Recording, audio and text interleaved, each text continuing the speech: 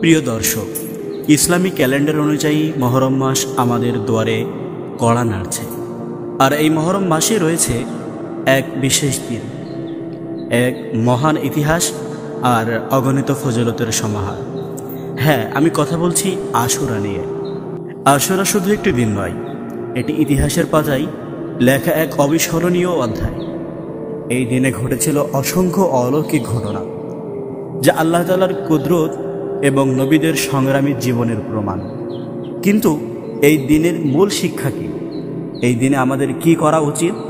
আসুন আজ আমরা আশুরার গুরুত্ব ও এর সাথে জড়িত ঐতিহাসিক ঘটনাগুলো সম্পর্কে জেনে নিই।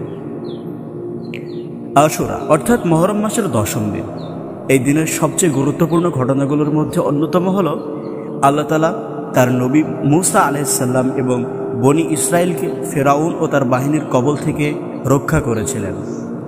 ফেরাউন তার বিশাল বাহিনী নিয়ে যখন মূসা আলাইহিস সালামের ও তার অনুসারীদের পিছু ধাওয়া করছিল, তখন আল্লাহ তাআলার নির্দেশে লোহিত সাগর দুভাগ হয়ে যায় এবং মূসা আলাইহিস সালাম ও তার অনুসারীদের নিয়ে নিরাপদে পার হয়ে যান।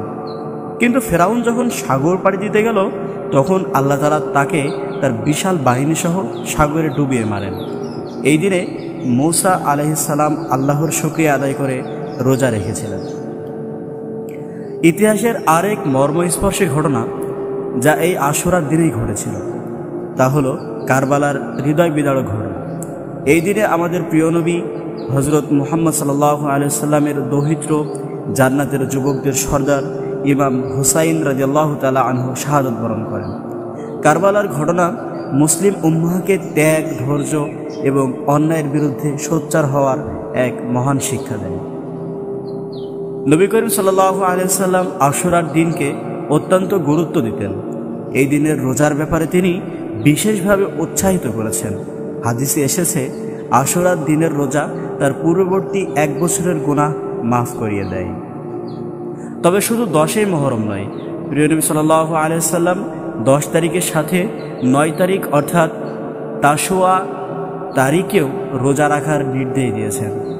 এর কারণ হলো, ইহুদিরা শুধু 10 তারিখে রোজা রাখত, আর তাদের থেকে ভিন্নতা প্রকাশ করার জন্য 9 ও 10 তারিখ অথবা 10 ও 11 তারিখে রোজা রাখার কথা বলা হয়েছে। আশুরা দিনের প্রধান আমলগুলো হলো রোজা রাখা, 9 ও 10 মহরম অর্থাৎ 10 ও 11 মহরম রোজা রাখা, নফল ইবাদত, বেশি বেশি নফল নামাজ পড়া, কোরআন তেলাওয়াত করা, জিকির আজকার করা, তাওবা ইস্তেগফার, বিগত জীবনের গুনাহের জন্য আল্লাহ তাআলার কাছে ক্ষমা চাওয়া, দোয়া। এই দিন বেশি বেশি দোয়া করা, কারণ আল্লাহ তাআলা এই দিনে বহু নবীর দোয়া কবুল করেছেন। দান সদকা, গরিব দুঃখীদের সাহায্য করা এবং দান খয়রাত করা। প্রিয় দর্শক, আশুরা আমাদের শিক্ষা দেয় ধৈর্য, কৃতজ্ঞতা এবং অন্যায়ের বিরুদ্ধে দাঁড়ানোর। এটি মুসলিম উম্মাহকে মনে করিয়ে দেয় যে পরীক্ষা নিরীক্ষা জীবনের একটি অংশ, আর আল্লাহর সাহায্য সবসময় মুমিনের সাথে থাকে। আসুন আমরা এই আশুরার দিনে বেশি বেশি ইবাদত করি, অতীতের গুনাহের জন্য তাওবা করি এবং আমাদের প্রিয় নবী সাল্লাল্লাহু আলাইহি ওয়াসাল্লামের সুন্নাত অনুযায়ী আমল করার চেষ্টা করি। আপনার আশুরার দিনটি ইবাদতে ভরপুর হোক। আল্লাহ আমাদের সবাইকে এর বরকত দান করুন। ভিডিওটি ভালো লাগলে লাইক করুন, শেয়ার করুন আপনার পরিবার ও বন্ধুদের সাথে, যাতে তারাও আশুরার গুরুত্ব সম্পর্কে জানতে পারে।